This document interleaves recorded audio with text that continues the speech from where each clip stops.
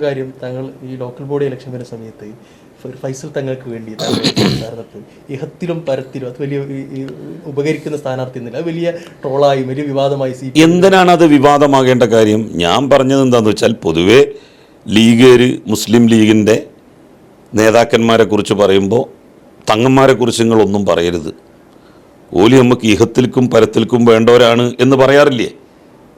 അങ്ങനെ ആ പറയുന്നതിനെ ഞാനൊന്ന് ട്രോളിയതാണ് യഥാർത്ഥത്തിൽ. തീർച്ചയായിട്ടും തവനൂരിൽ തന്നെ നമുക്ക് 4ാം തവണയും പ്രതീക്ഷിക്കാം. അല്ല, അങ്ങനെ പ്രതീക്ഷിക്കേണ്ട കാര്യമില്ലല്ലോ. കാരണം ഞാൻ എൻ്റെ വ്യക്തിപരമായിട്ടുള്ള പ്രയാസം, ബുദ്ധിമുട്ട് പാർട്ടിയെ അറിയിച്ചിട്ടുണ്ട്. ഇനി പാർട്ടി എന്താണ് പറയുന്നത് എന്നുള്ളതിനെ ആസ്പദിച്ച് ഭാവി കാര്യങ്ങൾ തീരുമാനിക്കും.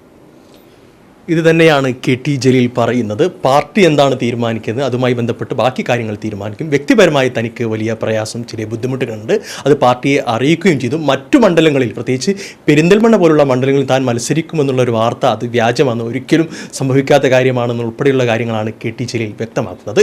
ജിത്തുവട്ടത്തിനൊപ്പം യൂനുസ് അഹമ്മദ്, മീഡിയ 1, തിരൂർ.